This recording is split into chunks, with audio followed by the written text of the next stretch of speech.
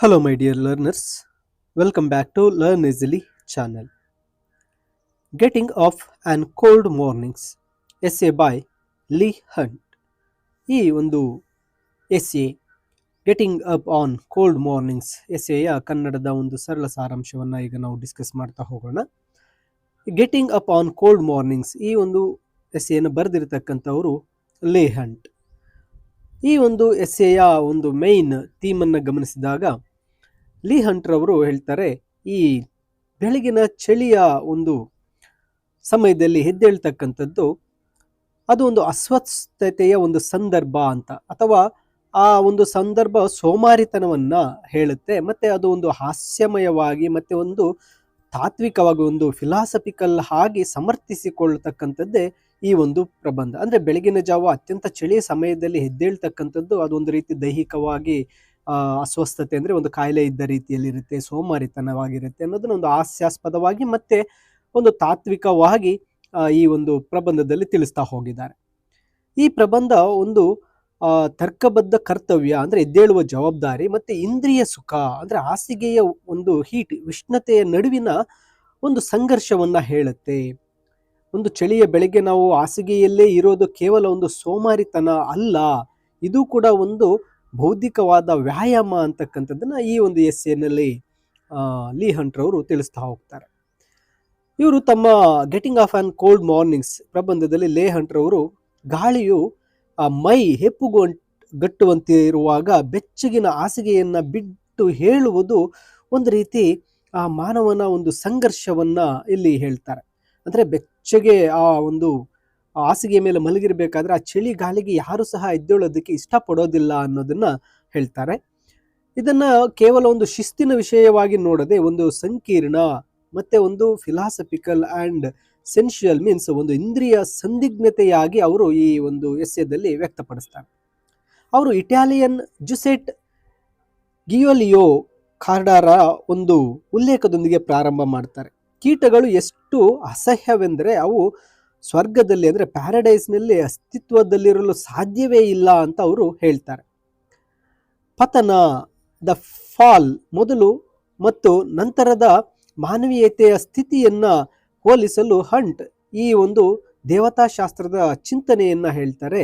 ಉತ್ತರ ದೇಶದವರು ಇಂತಹ ದೇವಶಾಸ್ತ್ರದ ಬಗ್ಗೆ ಚರ್ಚಿಸಬಹುದಾದರೂ ಆಡಮ್ ಎಂದಿಗೂ ಗಡ್ಡ ಕ್ಷೌರ ಮಾಡಿಕೊಳ್ಳಬೇಕಿರಲಿಲ್ಲ, ಮತ್ತೆ ಈವ್ ಎಂದಿಗೂ ತನ್ನ ಲತಾ ಮಂಟಪದಿಂದ 3 ಇಂಚು ದಪ್ಪದ ಮೇಜಿನ ಮೇಲೆ ಹೆಜ್ಜೆ ಹಾಕಬೇಕಿರಲಿಲ್ಲ ಎಂಬುದು ನಿರಾಕರಿಸಲಾಗದ ಸತ್ಯ ಎಂದು ಅವರು ಲೀ ಹಂಟ್ರವರು ಹೇಳ್ತಾರೆ.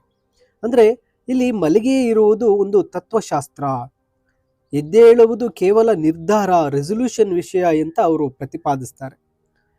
ಇಲ್ಲಿ ಈ ಸರಳ ಒಂದು ದೃಷ್ಟಿಕೋನದಿಂದ ಅವರು ಶಾಲಾ ಬಾಲಕನಿಗೆ ಒಂದು ಕಟ್ಟಿಗೆಯಿಂದ ಒಂದು ಕೋಲ್ನಿಂದ ಏಟು ತಿನ್ನುವುದು ಕೇವಲ ಸಹಿಸಿಕೊಳ್ಳುವ ವಿಷಯ ಎಂದು ಹೇಳುವುದಕ್ಕೆ ಹೋಲಿಸ್ತಾರೆ. ಒಂದು ಫಿಲಾಸಫಿಕಲ್ ಅಲ್ಲಿ ಹೇಳ್ಬೇಕಾದ್ರೆ ಇದು ನಿಜವಾಗಿಯೂ ಸಹ ಇದೆ.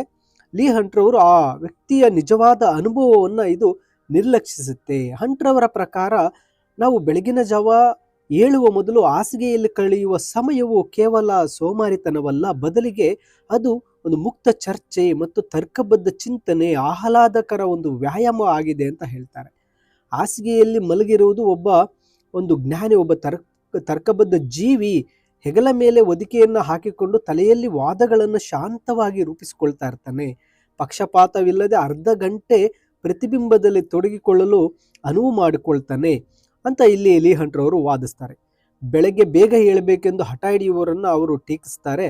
ಅಂಥವರು ದಯೆ ಇಲ್ಲದವರು ಮತ್ತೆ ಹಾಸಿಗೆಯ ಒಳಗೆ ಮತ್ತೆ ಹೊರಗನ್ನ ಅರ್ಥ ಮಾಡಿಕೊಳ್ಳಲು ವಿಫಲರಾದವರು ಅಂತ ಲೀ ಹಂಟ್ ಅವರು ಹೇಳ್ತಾರೆ. ಈ ವಿಮರ್ಶಕರು ತಮ್ಮ ಸ್ವಂತ ಆಲೋಚನೆಗಳೊಂದಿಗೆ 30 ನಿಮಿಷಗಳ ಕಾಲ ತಮ್ಮನ್ನ ತಾವು ರಂಜಿಸಿಕೊಳ್ಳಲು ಸಾಧ್ಯವಾಗದೇ ಇದ್ರೆ ಅದು ಹಾಗೆ ಮಾಡಬಲ್ಲವರ ತಪ್ಪಲ್ಲ ಅಂತ ವಾದಿಸ್ತಾರೆ. ಕೋಚ್ ನಡೆಸುವವರು ಅಥವಾ ಯಾಂತ್ರಿಕ ಕೆಲಸ ಮಾಡುವವರು ಶ್ರಮವಿಲ್ಲದೆ ಎದ್ದೇಳಬಹುದು ಎಂದು ಅವರು ಒಪ್ಪಿಕೊಳ್ತಾರೆ. ಆದರೆ ವಿದ್ಯಾರ್ಥಿ ಅಥವಾ ಒಬ್ಬ ವಿನಮ್ರ ಮನುಷ್ಯನಿಗೆ ಕಲ್ಪನೆಯು ಆಕರ್ಷಕ ತೋಳುಗಳು ಹಾಸಿಗೆಯನ್ನು ಹೆಚ್ಚು ಮನವೊಲಿಸುವ ಸ್ಥಳವನ್ನಾಗಿ ಮಾಡ್ತವೆ ಅಂತ ಹೇಳ್ತಾರೆ.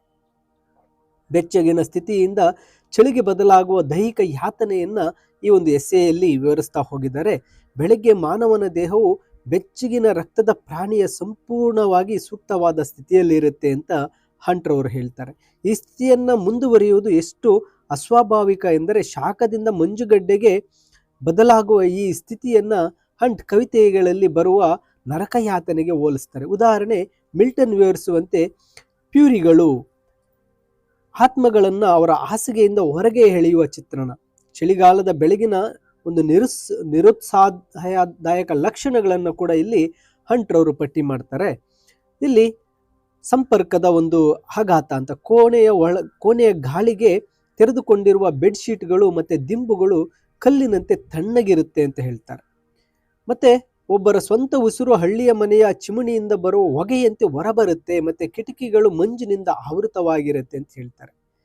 ಮತ್ತೆ ಒಂದು ಸರ್ವೆಂಟ್, ಸೇವಕನ ವಿಚಾರಣೆ, ಎಷ್ಟು ವಿಪರೀತ ಚಳಿ ಇದೆ ಎಂಬ ಬಗ್ಗೆ ಸೇವಕನೊಂದಿಗೆ ನಡೆಸುವ ಒಂದು ರಿಪಿಟೇಷನ್, ಒಂದು ಕನ್ವರ್ಸೇಷನ್ ಸಮಯವನ್ನು ಮುಂದೂಡುವ ಒಂದು ತಂತ್ರ. ಅಂದ್ರೆ ಇಲ್ಲಿ ಲೇಖಕರು ಹಾಸಿಗೆಯಲ್ಲಿ ಮಲಗಿರ್ತಾರೆ, ಅವರ ಒಬ್ಬ ಸರ್ವೆಂಟ್ ಮೇಡ್ ಬಂದಾಗ ಇನ್ನು ಒಳಗಡೆ ಚಳಿ ಇದೆ ಅಲ್ವಾ ಅಂದಾಗ ಅವ್ರು ಹೌದು ಸ್ವಾಮಿ ಅಂತಕ್ಕಂಥದ್ದು. ಇನ್ನು ಸ್ವಲ್ಪ ಜಾಸ್ತಿ ಆಗಿದೆಯಾ ಅಂತ ಇಲ್ಲಿ ಲೇಖಕರು ಕೇಳಿದಾಗ ಆ ಸೇವಕ ಹೌದು ಹೊರಗಡೆ ಇನ್ನೂ ಮರಗಟ್ಟು ಅಂತ ತುಂಬಾ ಚಳಿ ಇದೆ ಅಂತ ಅವ್ರು ಹೇಳೋದು, ಅದು ನಿಜ ಅಲ್ವಾ. ಈ ರೀತಿ ಒಂದು ವಿಚಾರಣೆಯನ್ನ, ಒಂದು ಸಂಭಾಷಣೆಯನ್ನ ಒಂದು ತಂತ್ರವಾಗಿ ಬಳಸ್ತಾರೆ. ಯಾಕೆಂದ್ರೆ ಇನ್ನೂ ಸ್ವಲ್ಪ ಹೊತ್ತು ಆ ಹಾಸಿಗೆಯಲ್ಲಿ ಮಲಗಬಹುದು ಅಂತ.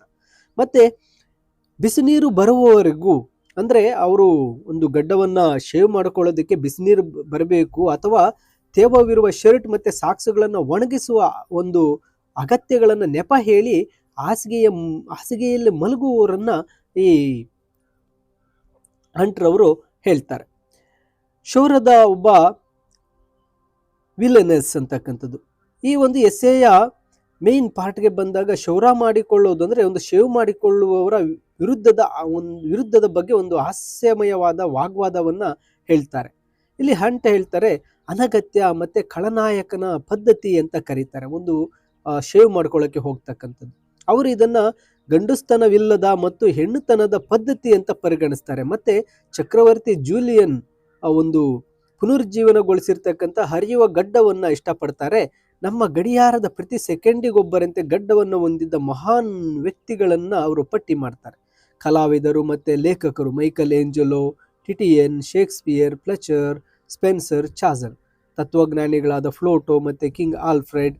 ಮತ್ತೆ ಸಂಸ್ಕೃತಿಗಳಲ್ಲಿ ಅಲ್ಲಿ ತುರ್ಕರು, ಪರ್ಷಿಯನ್ನರು ಮತ್ತೆ ಗಂಭೀರ ಮತ್ತೆ ವಿಶ್ರಾಂತಿ ಪ್ರಿಯರು ಮತ್ತೆ ಶ್ರೇಷ್ಠ ಅವರು ನೋಟಕ್ಕಾಗಿ ಅವರು ಆ ಒಂದು ಶೇವನ್ನ ಮಾಡ್ಕೊಳ್ತಾ ಇದ್ರು ಅನ್ನೋದನ್ನ ಹೇಳ್ತಾರೆ.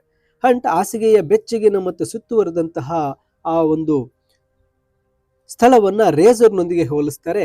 ಅದನ್ನ ಅವರು ತಣ್ಣನೆಯ ಹರಿತವಾದ ಮತ್ತೆ ಗಟ್ಟಿಯಾದ ವಸ್ತು ಅಂತ ವಿವರಿಸ್ತಾರೆ. ಬೆಳಗಿನ ಅಂದಗೊಳಿಸುವಂತಹ ಆಚರಣೆಯೊಂದಿಗೆ ಬರುವ ಆ ಮರಗಟ್ಟಿದ ಬೆರಳುಗಳು ಮತ್ತೆ ಹೆಪ್ಪುಗಟ್ಟಿದ ಟವಲ್ ಬಗ್ಗೆ ವಿವರಿಸ್ತಾರೆ. ನಂತರ ಹಂಟ್ರವರು ಕವಿ ಥಾಮ್ಸನ್ ರವರನ್ನ ಉದ್ದೇಶಿಸಿ ಮಾತಾಡ್ತಾರೆ.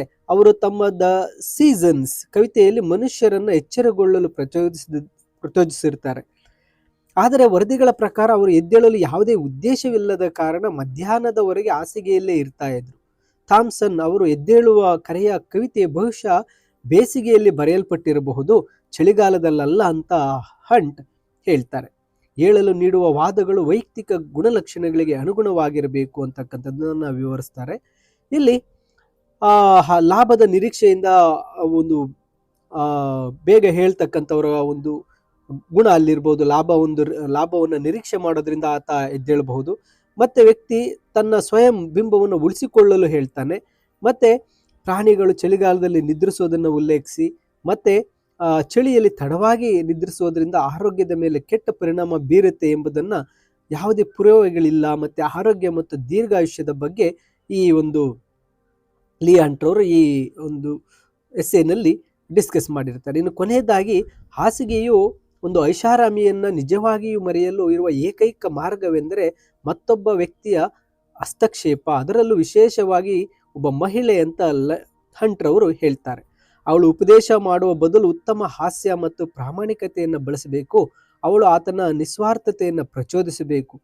ತಾನು ಅವನಿಗಾಗಿ ತಿಂಡಿಗೆ ಕಾಯ್ತಾ ಇದ್ದೇನೆ, ಅವನು ಇಲ್ಲದೆ ಮನೆಯ ಕೆಲಸಗಳು ನಡೆಯೋದಿಲ್ಲ, ಮತ್ತೆ ಇತರರ ಸೌಕರ್ಯಕ್ಕಾಗಿ ಅವನ ಉಪಸ್ಥಿತಿ ಅಗತ್ಯವಿದೆ ಅಂತ ಹೇಳಬೇಕು. ಅಂತಹ ಆಕರ್ಷಣೆಗಳು ತಾನು ಕೂಡ ಬಲಿಯಾಗುವುದಾಗಿ ಅಲ್ಲಿ ಒಪ್ಪಿಕೊಳ್ಳುವ ಹಂಟ್ ಪ್ರೀತಿಯ ಮುಖವು ತನ್ನನ್ನು ಬೆಳಿಗ್ಗೆ 6ಕ್ಕೆ ಎಬ್ಬಿಸಬಲ್ಲದು ಅಂತ ತಮಾಷೆ ಮಾಡುತ್ತಾ ಈ ಒಂದು ಪ್ರಬಂಧವನ್ನು ಮುಗಿಸ್ತಾ ಇರ್ತಾರೆ. ಮೈ ಡಿಯರ್ ಸ್ಟೂಡೆಂಟ್ಸ್, ಇದರ ಒಂದು ಇಂಗ್ಲಿಷ್ ಸಮರಿಯ PDF ವಿಡಿಯೋದ ಡಿಸ್ಕ್ರಿಪ್ಷನ್ನಲ್ಲಿ ನೀಡಿರ್ತೇನೆ, ನೀವು ಡೌನ್ಲೋಡ್ ಮಾಡಿಕೊಳ್ಳಬಹುದಾಗಿರುತ್ತೆ. ಹೆಚ್ಚಿನ ವಿಡಿಯೋಗಳಿಗೆ ತಪ್ಪದೆ ಲರ್ನ್ ಈಸಿಲಿ ಚಾನಲ್ಗೆ ಸಬ್ಸ್ಕ್ರೈಬ್ ಮಾಡಿ ಅಂತ ತಿಳಿಸುತ್ತಾ thank you for watching this video.